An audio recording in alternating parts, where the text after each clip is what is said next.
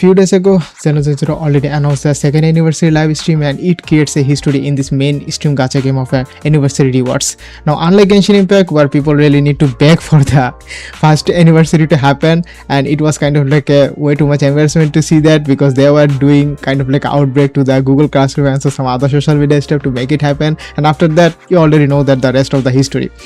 Anyway, now this ZZZ second anniversary is kind of like better than the previous one, because in their previous first anniversary they were actually giving us a standard character selector, which was consist of alongside with their signature W engine. Now in this anniversary, it is actually power gift to their previous one, where in here they are going to give us a limited character selector. Yes, you heard it right, limited character selector alongside with the signature weapon. Now you already know that if you are just somehow unable to get your certain character signature weapon, you can just really make up to with the another character of a signature weapon, and that character need to be a limited one. So giving the signature weapon and also the giving the free limited character is actually a huge deal. And beside the character that they are actually giving us is not even almost like a dogshit character, which doesn't even have any of this like a use case in this current meta or respective meta. They are actually useful, and even to this day in some of this like a tier list side, they are considered as a S tier character, or like a, almost like a air or similar to of a near to S tier characters. So if you are a new player who really try to start this game, just picking any of those characters and also alongside with their signature weapon going to have a huge amount of value that you could not even ever get any of this like character. So since anniversary is going to be happen, new player are actually going to be farming over. Beside there is a two time to start a certain gacha games. First one is going to be their launch day, and second one is going to be the anniversary day, because in launch day so many bugs are going to be happen, and when the bugs are going to be fixed, developers are going to be give rewards, and also milestone rewards are also be counted as well as for the anniversary. Whenever the game is actually being successful, for a reward the developer always going to be appreciate by just giving a lots of types of pool, and this is the result the ZZZ are actually giving to us.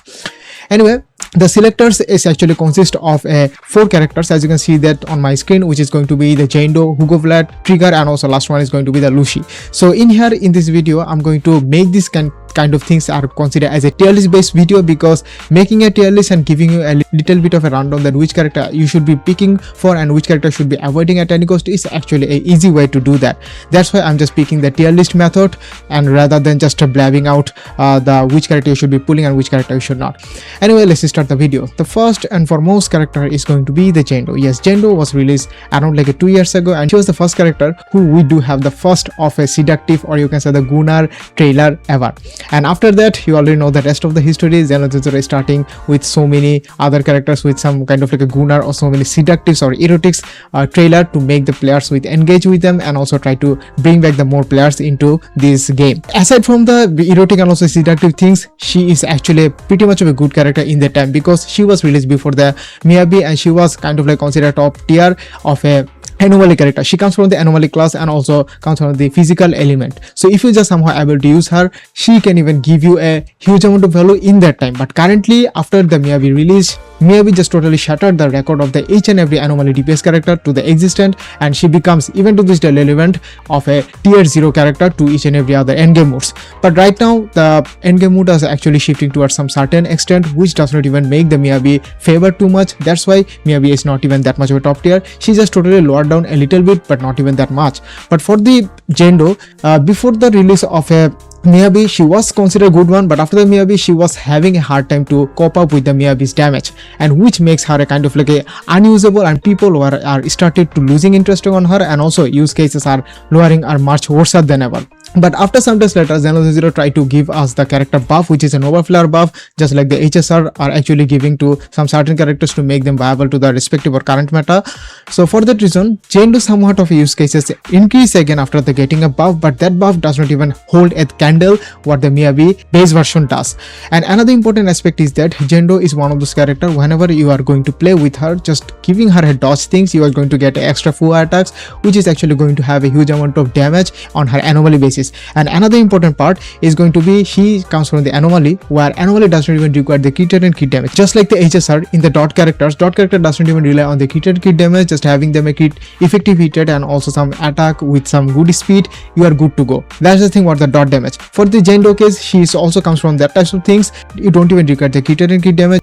Just to give her a good amount of anomaly mastery and also anomaly proficiency, you are going to get a huge amount of damage. That is another reason why Jendo considered as a most FTP character for the DPS class. So if you are a new guy who actually try to start this game, or as a new player try to start this game as a second anniversary celebration, I guess picking her up are going to be actually good options. And also her team selection is not even that much of restricted. You can just totally play her solo if you do have some good of a knowledge how to do the dodges, and also how you know how to play a certain characters. So for that reason I'm going to put her into a tier list. Of course that's totally going to be kind of like your preference. If you just somehow find her much more attractive, she might be even S tier character, but right now she is going to be a tier character. Besides, if you are a returning player who already played when the Jendo skin was giving free, and also somewhat of a get the Jendo skin but didn't even get her, I guess get her right now, and also using her skin, best things that you could do currently at this moment.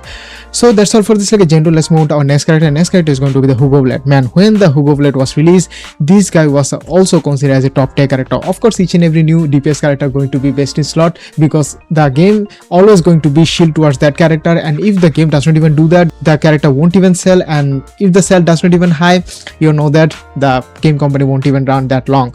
Anyway, Hugo Vlad damage is kind of like a totalized types of damage, and this guy always going to be rely on the stun bar. Yes, whenever you are going to use that character, you have to use a 2 stun on your team. If you don't even use the 2 stun, I guess you are actually going to hard time to maintain the stun window and also fulfilling the stun window to the enemies, which is actually the another interesting part for his kit. And what his kit actually does, whenever you actually fulfilling the stun bar towards certain enemies, he actually consume the stun bar and also do the totalized damage. And when the totalized damage actually happen, you are going to be blessed with lots of huge amount of damage number. This guy is considered as a cheese types of damage mechanics, where if you just somehow do the combos perfectly, this guy can even one shot a certain boss. Now wait there, don't even just totally be happy just seeing that, hey man, if this guy just do this types of things like a one shot, this guy should be the kind of like a must pick up from the selector. Yes, I know that this is one of those things that people are actually really like to hear about it, but another thing that you have to remember before just picking him up, which is none other than, if the enemies have a stun lock, then I guess your Hugo Vlad is not going to do a single jack shit. Yes, that's the thing what the drawbacks to him, and currently he does not even sit around like a tier 0 or tier 5, and the miHoYo, or you can say the ZZZ developer, did not even give any of this like a buff towards the Hugo Vlad, and that's the reason why Hugo Vlad is sitting around the B tier. And if you just somehow like his playstyle and also like his kind of like a looks or some other things and pull the card, like pick whatever you like, I guess he could be like a S tier for you. But as a meta perspective and also as a value wise for your new account or like a returning account, this guy does not hold any kind of candle to at all. For our next character, which is going to be the Trigger. Man, where I'm going to start with this, when she was released, she was kind of like a first character to have where the off field stun are going to be applicable. Before that, we do have some other characters, I totally forgot their name. Those characters really need to be on field times to make the stun apply much more faster than ever. But after the Trigger release, some other characters such as the Tia Lead and also the Jufufu, those characters kind of like rely on off field rather than the on field. So if you just somehow use the skill of a Jufufu and also some skill of the Trigger, they are going to be apply the stun just not being in the off field, which is actually a huge amount of things. But one thing is for sure, she was kind of like a specialized to a certain characters, which is the S&B, or you can say the Soldier R&B. So Soldier R&B is specialized with the Aftershock, and Trigger was the best in slot character for her. But interesting part is that her W engine, or you can say the signature W engine, because her signature W engine does not even give you a good amount of stun or impact things, that W engine are going to give you a 60% defense shot to a certain enemies. Man, you know that how much of a valuable it is, and that is the reason people consider Trigger as a tier 0 character if you just somehow have her signature W engine. But if you just somehow don't even want to get her signature weapon and also using her M0 W0, she is also works fine as a normal of a baseline of a stun character, since she does an off field of a stun application. But rather than that, I'm not seeing any of this value if you just don't even have her signature weapon, since DLN just make the bar is way too much high for a certain of a stun characters to have it. Even the Noma, which is currently going on as a stun characters, she does not even have the same caliber what the DLN could ever actually do. But since if you are a new player, you already miss some other Noma and also some don't even have enough pulls to get the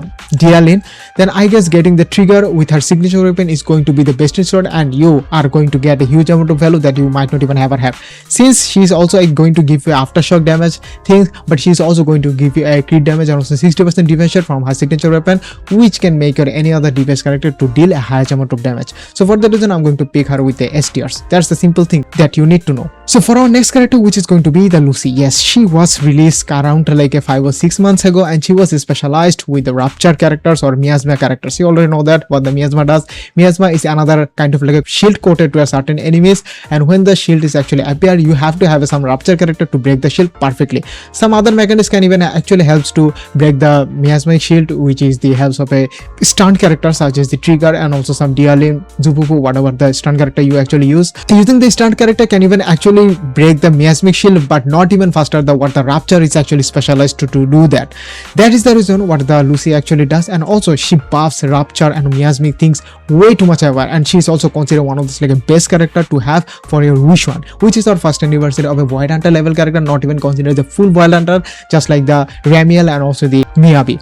So having as a support character which is best installed for the Wish one, but if you are a new player who don't even have a Wish one, and also returning player does not even able to get the Wish one on her debut banner or rerun banner, I guess getting her won't be a good option for you. Beside the Rapture and also some other things, she does not even have any other value to your account if you don't even have any of these like a Rapture DPS characters and also Rapture teams as well as.